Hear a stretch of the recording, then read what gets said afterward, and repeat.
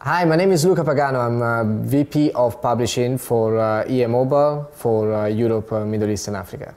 EA Mobile has been the industry leader in mobile games since 2006. We're very proud to continue to demonstrate our leadership in this space through the launch of great new products, unprecedented partnerships and the expansion of our fantastic brands onto new platforms, and the arrival of consumer favorites like FIFA and Sims 3 onto the Xperia Play is obviously another great example of this. We've seen this trend being quite clear for some time in the industry. Smartphones are driving exceptional growth for mobile games. The arrival of higher quality devices obviously means that consumers can now access higher quality games. The Xperia Play, which is optimized for gaming, obviously means that consumers who are already playing games on their existing smartphones and their feature phones are in for something really special when they upgrade to this device. The fingers and the controls are effectively removed from the screen where the action is actually taking place. And we can see very clearly that this has resulted in